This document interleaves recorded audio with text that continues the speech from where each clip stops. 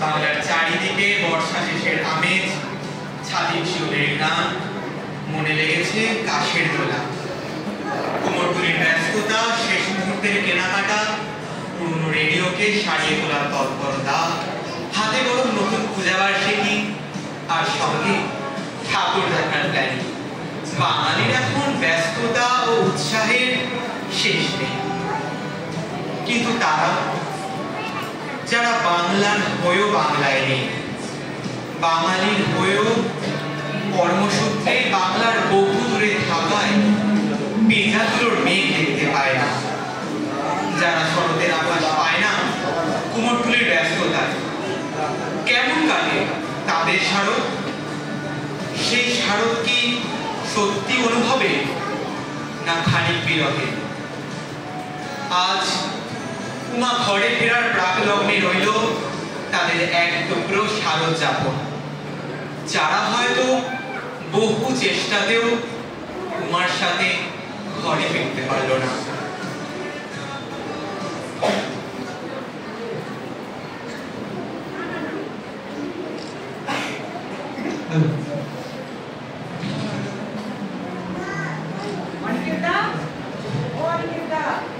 আরে উজা, আর তোর কি মনে করে? আর বলো না গো, তোমার কাছে আসছিলাম গো, এই একটা প্রবলেমে পড়েছি। সমস্যা না পড়লে তুমি আমার কাছে আসবে কেন বাবা? আরে এভাবে বলছো কেন? আমি কি তোমার কাছে আসি না বলো? তবে যে প্রবলেমে পড়েছি সেটা আই থিঙ্ক তুমি ছাড়া কেউ সলভ করতে পারবে না। আচ্ছা বল বল, কি সমস্যা? আসলে জানো তো, এই বছর পুজোর সময় বাড়ি ফেরার টিকিট প্ল্যানিং করেও শেষমেশ ক্যান্সেল করে দিতে হলো। মাকে আর কিছুতেই ছুটিটা পেলাম না গো। আর তাই এবারও পুজোটা আমাকে এই ব্যাঙ্গালোরেই কাটাতে হবে। আমারও তো কত বছর হয়ে গেল বল। প্রতি বছর জানিস তো চেতুরা ফোন করে, আর আমার মনটাও কেমন কেমন করে। ওই ছোটতেই ভালো ছিলাম রে ওটা, বড্ড তাড়াতাড়ি বড় হয়ে গেলাম আমরা। যাই হোক, তোর কথা বলতো। আসলে দাদা, মেনলি যে কারণে তোমার কাছে আসছিলাম, তুমি জানো সামনের সপ্তাহে মহালয়া, আর আমাদের বেঙ্গল অ্যাসোসিয়েশন এবারে হুট করে আমাকে ওদের কালচারাল সেক্রেটারি করে দিয়েছে। ওয়াও, কংগ্রাচুলেশনস, এটা ভালো খবর।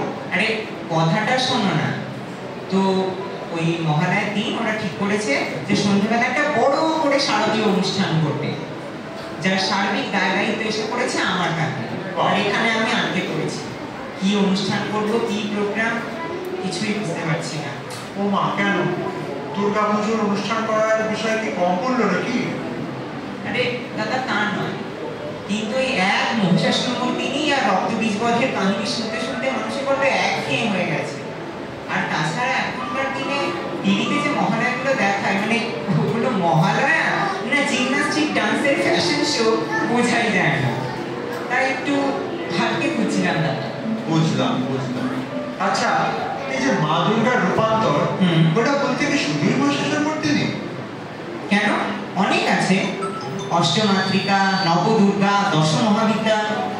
তবে ওদের বিষয়ে বিশেষ কিছু জানি না, আমি ওদের কথা একদমই বলছি না। তাহলে এই যে এত পার্বণ থাকা সত্ত্বেও এই যে আমাদের দুর্গোৎসব বাঙালির সব থেকে বড় মিলন উৎসব, এই যে আমরা যারা প্রবাসী, তারা কেন বলতো এই সময়টা থেকে তাকিয়ে থেকে ফিরে আসার জন্য? আসলে এই সময় শরতের নীল আকাশে পেঁজা তুলোর মেঘের ভেলায় বাড়ি ফেরার সুর বাজে, মন কেমনের টান মিশে যায় ঢাকের পাতিতে। অবশ্য এখনকার দিনে কতজনই বা বাড়ি ফেরা হয় বলো? এই তো আমাদেরই দেখো না, কর্মসূত্রে এখানে এসে আটকে পড়েছি। অবশ্য শুধু আমাদের কথাই বা বলছি কেন, জানো আমার এক দীঘাই রয়েছে, ও তো এই বছর পুজোটা ওনাতেই কাটাবে। তা বটে, আমাদের অনেকেই ঘরে ফেরা হয় না, এটা ঠিক বলেছিস। কিন্তু জানিস তো, একজন আছে যে প্রত্যেকবার ঠিকই ঘরে ফেরে, কোনো বছরই কিন্তু তার অন্যথা হয় না। কে গো? তোমার দাদা দিদিরা? শুনেছি নাকি তোমার গ্রামের বাড়িতে দুর্গা পুজো হয়? হ্যাঁ, আমার গ্রামের বাড়িতে দুর্গা পুজো হয়, এটা ঠিক বলেছিস। কিন্তু আমি ঠিক আমার দাদা দিদিদের কথা বলিনি। তবে হ্যাঁ, এই যে ওই না ফিরতে পারা মানুষগুলোর মধ্যেও আমি, তুই, আমাদের দাদা দিদিরা রয়েছে, সবাই রয়েছে। আমাদের ছোটবেলাটা না অন্যরকম ছিল, জানিস তো? এখনো মনে পড়ে আমরা তখন কত ছোট্ট, কি সুন্দর করে মহালয়া থেকে দশমী পর্যন্ত আমাদের দিনগুলো কাটতো। তাই? হ্যাঁ রে, আমাদের জেঠুর বাড়িতে একটা মস্ত দুর্গা দালান ছিল, সেখানে বড় করে দুর্গা পুজো হতো। মহালয়ার ভোরবেলায় বাড়ির উঠোনে আমরা সবাই মিলে মহালয়া শুনতাম।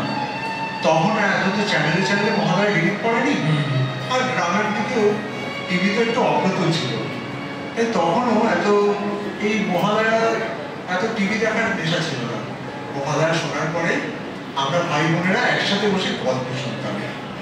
কোন গল্প গো দাদা? বিশ্বাসের গল্প? না না, ওটা তো একটু আমি রেডিওতে শুনতাম।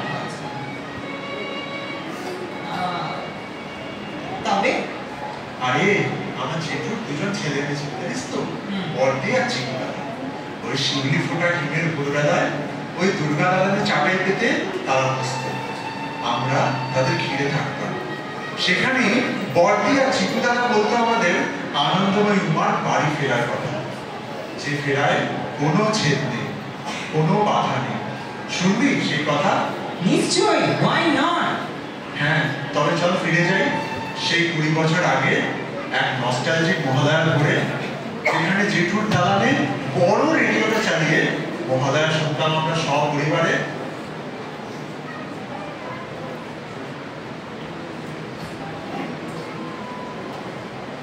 স্মৃতির টাইম মেশিন ছুটে যায় 20 বছর বিপরীত। গ্রাম বাংলার এক সুন্দর স্মৃতিপট ভেসে ওঠে। বিরাট দুর্গা দালানি চণ্ডী মণ্ডপ, এক গ্রাম্য দালান বাড়ি, আর সেই মণ্ডপে নির্মীয়মান দেবী চক্ষুদানের অপেক্ষায়।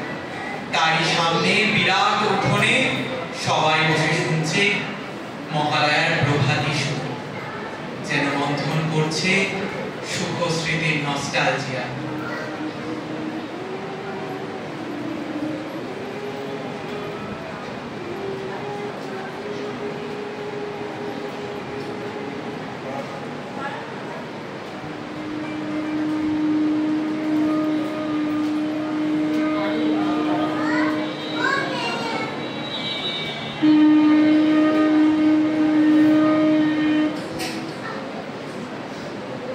দেখ চিকু, এই যে মহালয়ার ভোর, হিমের হাওয়া, সুন্দর শিউলির গন্ধ মাখা, কি অপূর্ব পরিবেশ বল।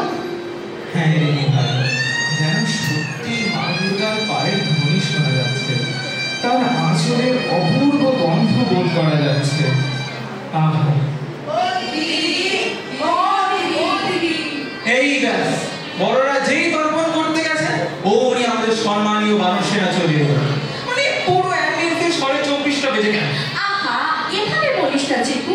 দেখ, এই পুজোর সময়টুকুতে না আমরা ওদের পাই বল, না হলে তো আমরা সারা বছর যে যার মতো ছুটছি। আর তো না, বল কি হয়েছে? গল্প শুনো দিদিরা, গল্প। আচ্ছা ঠিক আছে, তা কিসের গল্প শুনবি? ওই তো মা দুর্গার অসুর মারার গল্প। এই না না, ওসব নয়, মা কালীর গল্প শুনবো। ওরে বাবা, না না না, ওসব না দিদি, তুমি শিব ঠাকুরের গল্প বলো। না না না, আমারটা বলো। না না, আমারটা শুধু শিব শিব। উফ, চুপ! বিদ্যুৎ তো চুপ করে বস, নইলে কিন্তু দিদি একখানা গল্পও বলবে না। দিদি একটা গল্প বলবে না তোদেরকে? আচ্ছা বাবা, ঠিক আছে, তোরা ঝগড়া করিস না। আমি তোদেরকে এমন একটা গল্প বলবো যেখানে মা দুর্গাও থাকে, মা কালীও থাকে, আবার শিব ঠাকুরও থাকে। তাই নাকি তো বলতি? সে আবার কোন গল্প? আজ বলবো উমার বাপের বাড়ি আসার গল্প। আচ্ছা দিদিরা, উমা কে গো? বুদ্ধুরা, এটুকু জানিস না? উমা হলো মা দুর্গারই আর এক নাম। ও মা, মা দুর্গারও আবার শ্বশুর বাড়ি বাপের বাড়ি আছে নাকি? হ্যাঁ আছে, বই কি আলবাত আছে। দেখ, উমা হচ্ছে শিব ঠাকুরের বউ, তাই কৈলাসে মহেশ্বরের বাড়িটা হচ্ছে উমার শ্বশুর বাড়ি। আর তবে বাপের বাড়ি? আরে উমার অপর নামই হলো পার্বতী, এটুকু জানিস না? উমার বাপের বাড়ি হলো গিরিরাজের বাড়ি, সেই হিমালয়েতে। ও মা, সেই হিমালয় পাহাড়ের উপর বাপের বাড়ি? তবে গিরিরাজের বাড়িটা উমার একটা বাপের বাড়ি হলেও আমাদের যাদের যাদের বাড়িতে আমরা মা দুর্গাকে মেয়ের মতন পুজো করি, তাদের প্রত্যেকের বাড়িটায় উমার একটা করে বাপের বাড়ি। তাহলে এবার আমি গল্পটা শুরু করি। হ্যাঁ বলো দিদিয়া বলো। বেশ। হিমালয়ের রাজা হিমবানের মেয়ে রাজকন্যা উমার বিয়ে হলো শিব ঠাকুরের সঙ্গে। শিবও সে সুন্দরী রাজকন্যা, এদিকে সে কৈলাসে এসে হলো ভিখারিনী গৌরী। তাতে অবশ্য তার কোনো দুঃখ নেই, কিন্তু যত দুঃখ এসে বাসা বাঁধল উমার মা মেনকার মনে। উমা তার ছোট্ট মেয়ে, রাত সুখ ছেড়ে সেই দারিদ্র্যের মধ্যে সেই খোলা পথে কিভাবে তার দিন কাটবে এই ভেবে তিনি একেবারে অস্থির হয়ে উঠতেন। হাজার হোক মায়ের বলতো। এদিকে লক্ষ্যকে তিনি শুনেছেন উমার চাঁদ পানা দুই ছেলে হয়েছে, অথচ না দেখতে পান ছেলেদের না নাতিতে। এমনই সময় এলো মহালয়া। মহালয়া কি দিদি? মা মেনকাকে ওই মহালয়া শুনতেন নাকি? তখন রেডিও ছিল, ওই পাহাড়ে এত সিগন্যাল পেতো নাকি? উফ বাবা, তোরা থামবি? এই প্রশ্ন আর শেষই হয় না তোদের। আরে মহালয়া হলো সেই তিথি যেদিন কাত্যায়ন ঋষির আশ্রমে মহিষাসুরকে বধ করতে দেবতাদের তেজপিণ্ড থেকে। এই কাপ্তানকে কিসের ভূত, কি পিণ্ড? ওরে বাবারে, এসব তোরা পরে জানিস। আপাতত এইটুকু জেনে রাখ, মহালয়া হলো সেই দিন যেদিন মা দুর্গা বাক্স প্যাটরা গুছিয়ে ছেলে মেয়েদের সঙ্গে নিয়ে রওনা দেয় বাপের বাড়ি আসার উদ্দেশ্যে। অনেকটা পথ না, তাই আগে ভাগেই বেরিয়ে পড়ে। ওখানে তো আর ট্যাক্সি বাস নেই, পালকিতে যান তাই। এবার মহালয়ার দিন মা মেনকা আর বিরহ সহ্য করতে পারছেন না। মেয়েকে এবার কাছে পেতেই হবে। তাই তিনি ছুটে গেলেন গিরিরাজের কাছে। পায়ে জড়িয়ে ধরে আকুল হয়ে অনুনয় করতে লাগলেন। বললেন,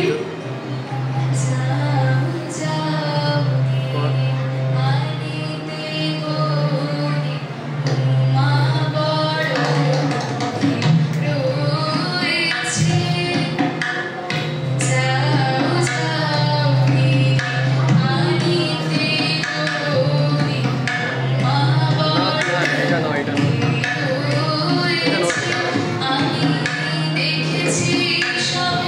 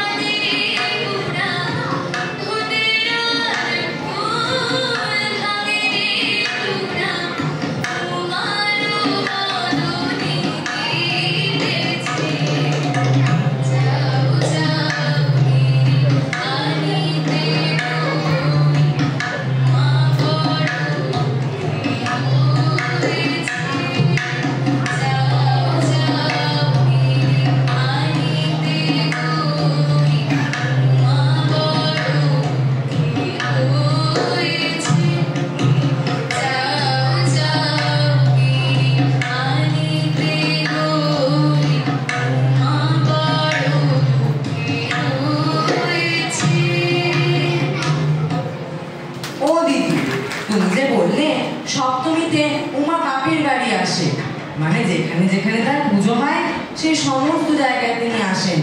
তা কই, আজই তো সপ্তমী, উমা আমাদের বাড়ি এলেন না তো? ওমা শিগগিরই সেই ভোরবেলায় গঙ্গা স্নান সেরে গুটি গুটি পায়ে এক মাথা ঘোমটা টেনে ছোটকার সাথে ওমা এলেন তো বাপের বাড়িতে। কই না তো, ওটা তো কলা গাছ। ধুর বুদ্ধু, ওটা কলা গাছ না, কলা বউ, গণেশ দাদার বউ। বাবা বলেছে ওটা তো উমা নয়। ধুর, কলা বউ গণেশের বউ নয়, নয়টা গাছের সমষ্টি। আসলে তো মা দুর্গাই, আসলে মা তো প্রকৃতি রূপিণী, তাই এই প্রকৃতি পূজা। একদম ঠিক বলেছিস চিকু।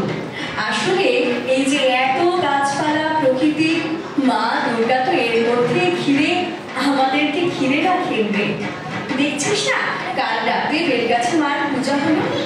আসলে মেনকার আকুতিতে গিরিরাজ গেলে উমাকে আনতে। সেদিন ষষ্ঠীর গভীর রাত, পথের ক্লান্তিতে ক্লান্ত উমা কৈলাসের হিমালয়ের কাছে একটা বেলগাছের নিচে আশ্রয় নিলেন। পথশ্রমতা চোখ ছুঁড়ে ঘুর, গিরিরাজের দেখে বড্ড মায়া হলো। তিনি আর ডাকলেন না। পরের দিন ভোরবেলায় গঙ্গা স্নান সেরে সেজে গুজে এক মাথা ঘোমটা টেনে উমা এলো বাপের বাড়িতে। কোলের দুই ছেলেকে নিয়ে হাত দিল, মা আমি এসেছি। এদিকে মা মেনকা তখন কাঁদতে কাঁদতে ঘুমিয়ে পড়েছে। উমা যে এসেছে দেখতেও পাননি তিনি। তাই তার ঘুম ভাঙাতে দেবশ্রী নারদ সহ গন্ধর্বের দল গান ধরলেন।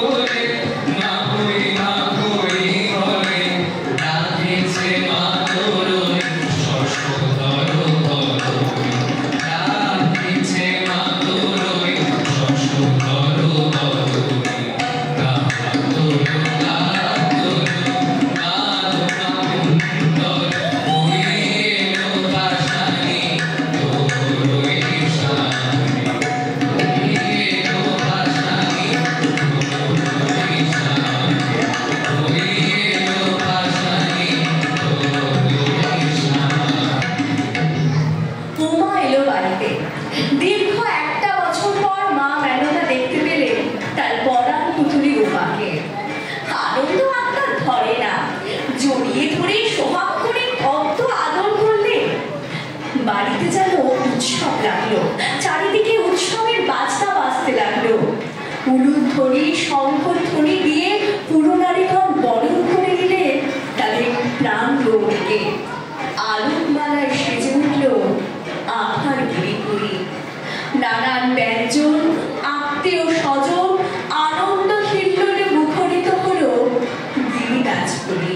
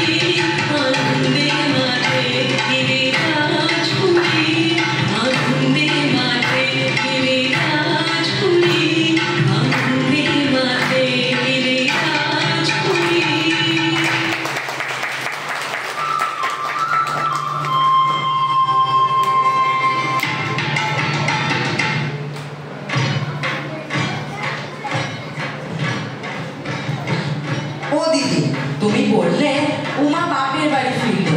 তা আমাদের বাড়িতে আর সমস্ত জায়গায় উমার মতন তো একটা সুন্দর মেয়ের মূর্তি করলেই পারে, তা নয় ওইসব 10টা হাত তুমি দেখতে হওয়া উচিত। উফ, এই ছেলেটা তো গল্পটা ঠিক করে শুনতে দেয় না, খালি যত রাজ্যে রাজে বাজে প্রশ্ন চাপে এদের মাথাতে। আরে দেবী দুর্গা হলে আদ্যা শক্তি, তাই ওই রকম। এই আদ্যা শক্তি আবার কে? ধুরছি কোদা, একবার বলো মা দুর্গাই মা, আবার বলো আদ্যা শক্তি, বড্ড ভুলিয়ে যাচ্ছে তো। তাই না তাই, তুমি বলো তো দিদিয়া, এই চিক্কু দাদাটা কিচ্ছু জানে না। এই তোরা সবাই ঝগড়া বন্ধ করে আগে গল্পটা শুনবি। আচ্ছা দিদিয়া, বেশ গল্প করো। শোন, মা দুর্গা যখন সমস্ত পৃথিবীর মা, তখন তাকে আদ্যা শক্তি বলে, কারণ সব শক্তি তার থেকে। আবার তিনি যখন আমাদের ঘরের ছোট্ট মেয়ে হয়ে আসেন, তখন তিনি সবার মন জুড়ে উমা হয়ে বিরাজ করেন, সবাইকে মাতিয়ে রাখে। দেখছিস না আমাদের সবাইকে কেমন মাতিয়ে রেখেছে। হ্যাঁ দিদিয়া, হ্যাঁ দিদিয়া। আচ্ছা দিদিয়া, তোমার পুজোয় কখানা নতুন জামা কাপড় হতো? তোমার বাবা মা ওকে নিয়ে ঠাকুর দেখতে যাবে না? তোমার সাথে কি সিংহ আর ওষুধটাও এসেছিল? ও দিদি, অষ্টমীর গল্পটা আরম্ভ করো গো, নইলে পাতলা করে রেখে দেবে। উমার পুজো তো আর আমাদের মতন কাটে না রে, বড় উমাকে কেন্দ্র করে আমরা সবাই মিলে আনন্দ করি। তাই হ্যাঁ, গিরিরাজের বাড়িতে উমা প্রচুর নতুন জামা কাপড়, গয়নাগাটি, খাবার দাবার উপহার পেলেও হয়তো ঠাকুর দেখতে যেত না। ওই অত বড় সাইজের সিংহটাকে নিয়ে বেরোলে কি কীর্তিটাই হতো একবার ভাবতো। যাক, চল আমরা আবার গল্পে ফিরি। গিরিরাজের বাড়িতে উমার প্রথম দিনটা কেটে গেল আনন্দে উৎসবে। সেদিন অনেক রাত পর্যন্ত মা মেনকা ও গিরিরাজ উমার সাথে গল্প করে ঘুমোতে গেলেন। সপ্তমীর রাত পেরিয়ে অষ্টমী ভোর এলো। হাসত উমাকে নিয়ে বিশেষ হুল্লোড়ের দিন। জয়া, বিজয়া, উমার 8 জন সখী, 8 জন নায়িকা, 64 যোগিনী সহ বহু আত্মীয় স্বজন, বন্ধু বান্ধব আসবেন উমাকে দেখতে, হাসবেন দেবতারাও। তাই বিশেষ ব্যবস্থা করতে ভোর ভোর উঠে পড়লেন গিরিরাজ। কিন্তু উঠেই দেখলেন মা মেনকা খাটের এক কোণে বসে খাচ্ছে আর উমাকে এনে দিতে বলছে। উমা যে চলে এসেছে তার খেয়াল নেই। গিরিরাজকে মেনকা বললেন, ভয়াল দর্শনে এক নারীকে তিনি উমার জায়গায় দেখেছেন। ব্যাকুল হয়ে গিরিরাজের উদ্দেশ্যে গাইলেন,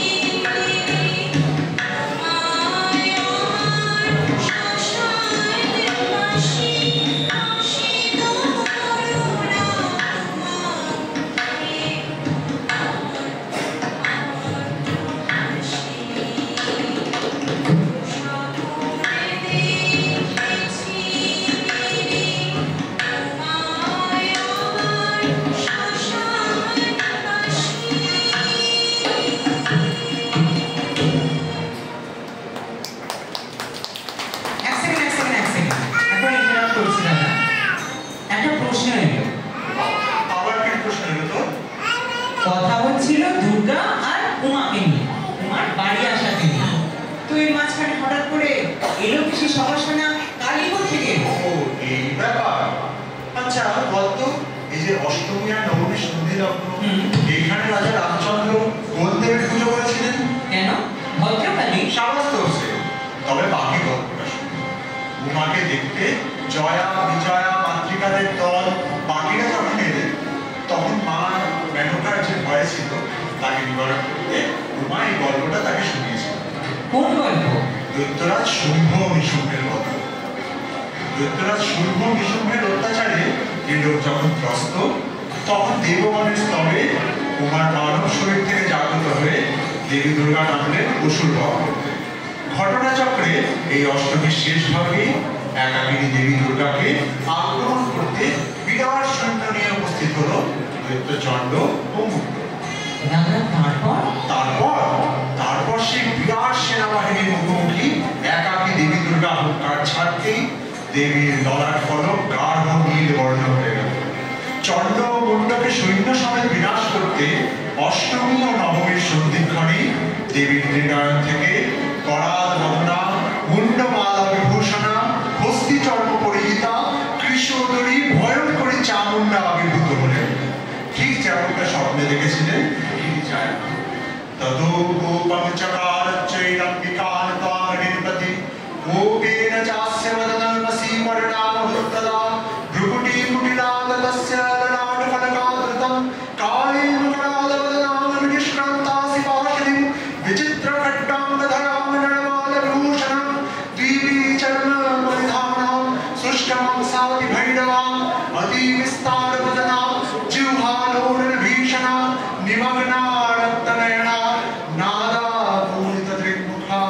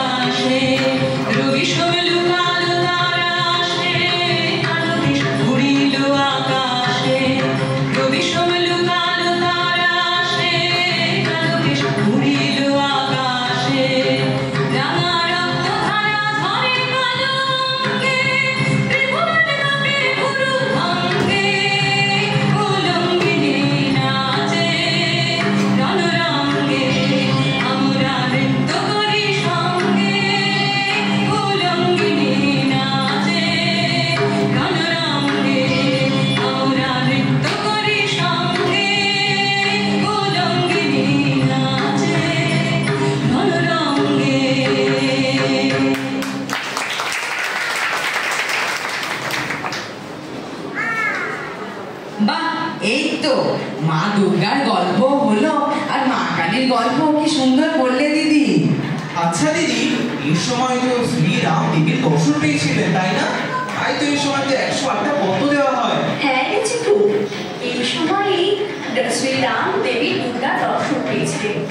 এই চামুণ্ডা দেবী লঙ্কায় ভদ্রকালী হয়ে রয়েছে। রামের তাকে কোনো পুজোকে কেন্দ্র করে আমাদের এই শারদীয়া মহাপূজা। যাকে চল আমরা আবার গল্পে ফিরি। সবার কথা রাখলে, কিন্তু কই আমার কথা তো রাখলে না। আজ তো নবমী হয়ে গেল, তাও তো আমি আমার শিবের গল্প পেলাম। এই হিংসুটে, দিদির গল্প তো ভালোই লাগে, প্যান প্যান করছিস কেন? ওরে আমার সোনা ভাইটা রে, এই তো বাবা আজকেই বলবো শিব ঠাকুরের গল্প। শিবকে ছাড়া উমার গল্প সম্পূর্ণ হয় নাকি? শোন তবে। মহালয়া থেকে অষ্টমী একটা গোটা সপ্তাহ ঘুরে গেল উমা কৈলাসিনী।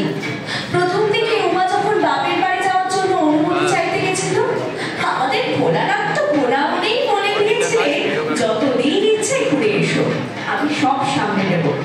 কিন্তু এখন যখন সবকিছু ওনার একার ঘাড়ে এসে পড়েছে, তখন তো একবার ওনার নাকের জলে চোখের জলে অবস্থা। বেচারা ভোলানাথ কখনো বউকে ছাড়া থাকেননি, তিনি কি আর ওসব পারেন রে? তিনি হয়তো চুপ করে বসে ধ্যান করছেন, আর উমা সমস্ত সংসারটাকে বসে গুছিয়ে রাখে, সময় সময় পরিচর্যা করে, তার ভূত প্রেতের দলকে সামনে রাখে, রান্না বান্না থেকে শুরু করে সমস্ত কিছু একা হাতে সামলায়। ওসব কি আর ভোলানাথ পারে?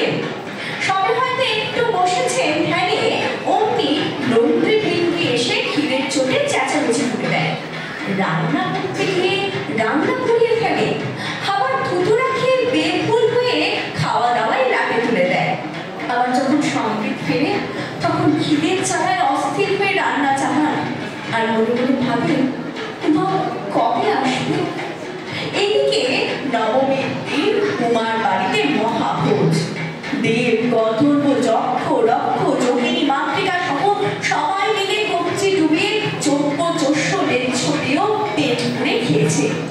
রাতে আবার নাচ গানের আসর বসবে, মাঝে একটু সাময়িক বিশ্রাম চলছে। এমন সময় আমাদের দেবশ্রী নারদ সুযোগ বুঝে টুক করে উপস্থিত হলেন কৈলাস পর্বতে। সেখানে গিয়ে রসিয়ে বসিয়ে শোনালেন মহেশ্বরকে গিরিপুরীর ভুরি ভোজের কাহিনী। একই মহাদেবের আখ পেঠা তুলে পোড়া খাবার খেয়ে পেটে খিদের আগুন দাও দাও করে জ্বলছে, তার উপরে নারদ মুনি যদি তাকে এভাবে খিদ মানে, তাহলে কি হয় একবার ভাব। মহেশ্বর ঠিক করলেন আর উনি উমাকে ছাড়া থাকতে পারছেন না, অনেক হয়েছে, কালই উনি তাই যাবেন উমাকে আনতে। সবে তখন সন্ধ্যার রাজগানের আসর শেষ হয়েছে। এমন সময় নারদ মুনি উমা ও মেনকাকে জানালেন মহেশ্বরের দশার কথা, এবং এও জানালেন কালই মহেশ্বর আসবেন উমাকে নিয়ে যেতে। মুহূর্তের মধ্যে যেন সমস্ত আনন্দ মিলিয়ে গেল। উমা বললেন দোলাচলে, একদিকে এত দিন বাদে মহেশ্বরকে দেখার আনন্দ, অন্যদিকে বাবা মাকে ছেড়ে যাওয়ার দুঃখ, ওইদিকে মা মেনকার দীর্ঘ প্রতীক্ষার পর 3 দিনের জন্য মেয়েকে পেয়ে যতটা উৎফুল্ল হয়েছিলেন, উমা ফিরে যাওয়ার কথা শুনে মুহূর্তের মধ্যেই যেন সমস্ত আনন্দ সমস্ত সুখ মিলিয়ে গেল। জামাই আসবে, সে তো বড় আনন্দের কথা, কিন্তু তাই বলে এত কম সময়ের মধ্যে মেয়েকে ছেড়ে দিতে হবে। মায়ের প্রাণে এই ব্যথা সহ্য হলো না, তাই অনুনয় করে মেনকা গাইলেন,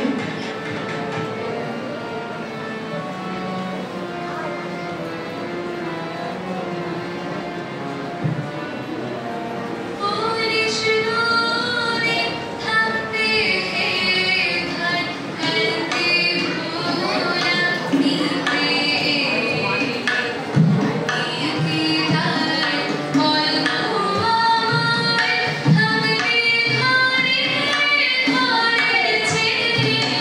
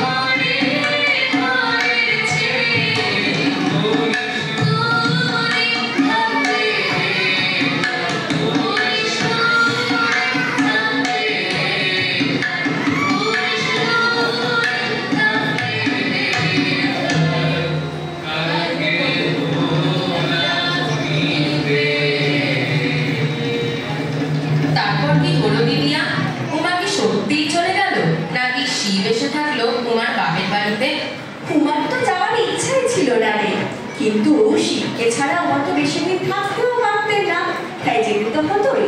কেন মহেশ্বর দেশে থাকতে পারতেন? সে তো পারতে, কিন্তু ওনার ভূত প্রেত ব্রহ্মদেবীর দলকে কি তুই সামলাতিস? ওরা তো আর সেই গিরিরাজগিরি থাকতে পারতেন না, ওরা তো সেই শ্মশানে মশানে থাকতে ভালোবাসে। তবে তবে আমার সত্যি চলে গেল দিদিয়া। আরে বাবা আমার কত কষ্ট হলো তাহলে। ইস, যদি মা আর কটা দিন থেকে যেত। কষ্ট তো হয়েছে বটে, কিন্তু দেখ এই কষ্টেই কত আনন্দ লুকিয়ে আছে বলতো। এই যে তোরা সারা বছর বইপত্র নিয়ে নিজেদের বাড়িতে থাকিস, সেটা বেশি আনন্দে, নাকি এই যে 10টা দিনের জন্য আমাদের এখানে আসিস সেটা বেশি আনন্দে? এই দূরে থাকিস বলেই তো টানটা রয়েছে, অপেক্ষা থেকেই তো টান বাড়ে বল। মহাদেব অতি তপস্যাধর, উমা বহু কষ্টে তাকে পেয়েছে। তার দুর্দিনের কথা শুনে উমার বড় কম ব্যাকুল হয়নি। হাজারো তারা 2 দেহ হলেও প্রাণে এক। তাই মহেশ্বর নিতে এলে উমা আর আপত্তি করল না। দশমীর দিন সকালে সূর্য উঠতেই কচু শাক আর পান্তা ভাত খেয়ে উমা বাড়ি দিল কৈলাসে স্বামী ও সন্তানদের নিয়ে। পিছনে পড়ে রইল শূন্য গিরিপুরি, পড়ে রইল বেলগাছ, আর অন্ধকার প্রাসাদের মধ্যে বুকে এক রাশ কষ্ট চেপে অপেক্ষারত এক বাবা মা, আবারও পরের বছর দৌড়ের ফেরার অপেক্ষায়।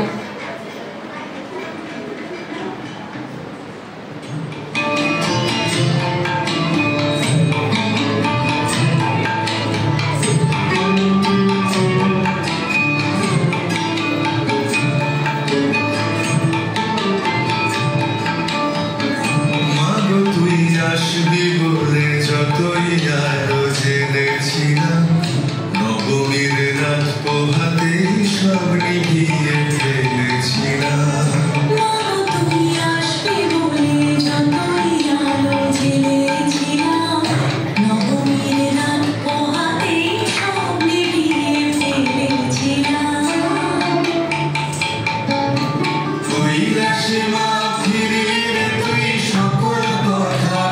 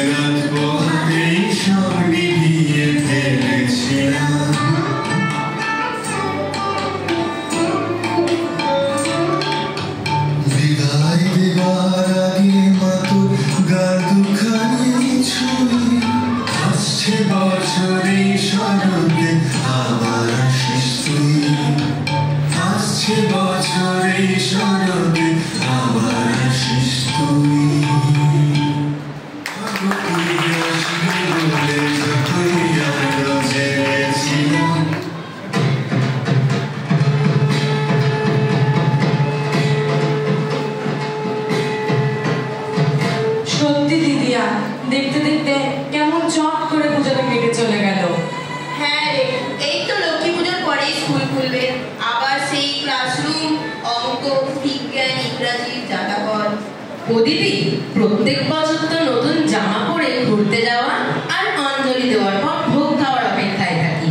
এবার থেকে না হয় তোমার গল্প শোনার অপেক্ষাতেই থাকবো। হ্যাঁ রে, সত্যি এই কয়েকদিনের গল্পের আসরটা কিন্তু বেশ জমলো বল। দিয়ে বকবকানিতে বিরক্ত হয়ে একটু বকে দিয়েছি ঠিকই, কিন্তু তোরা চলে গেলে আমাদের বাড়িটাও যেন গিরিরাজ গিরির মতোই ফাঁকা হয়ে যায়। কি জানিস তো, এখন চারদিকে ভিন্ন চালার মুহূর্তের মধ্যে আমাদের মায়ের মধ্যে কিন্তু এক চালা। আমাদের উমা সকলকে নিয়ে গুছিয়ে বসে আছে, তাই পরিস্থিতির প্রয়োজনে আমরা সারা বছর আলাদা আলাদা ভাবে থাকলেও দেখবি আমাদের উমা পুজোর সময় আমাদের সবাইকে এক চালায় নিয়ে আসবে, বারবার, প্রতিবার। আর যদি কেউ কখনো কোনোবার নাও আসতে পারি, আমাদের এই মনের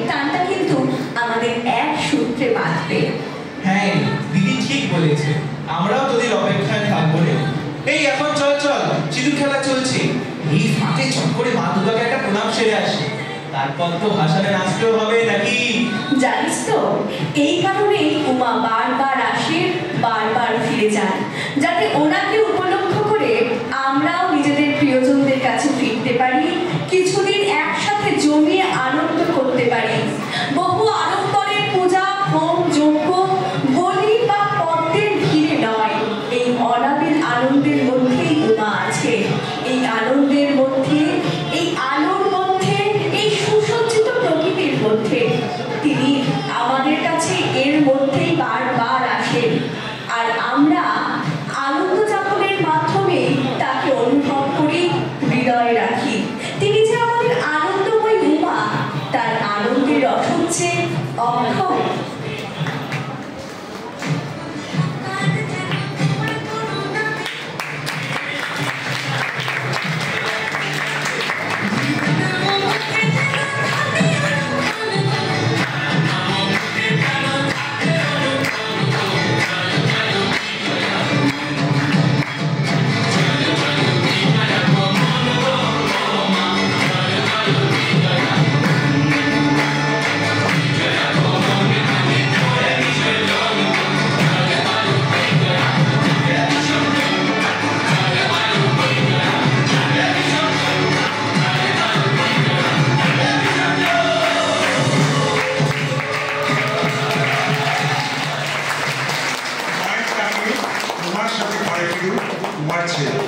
মাতৃপূজার মহালগ্ন আনন্দে পরিপূর্ণ হোক, ঘরে ফেরার আনন্দে।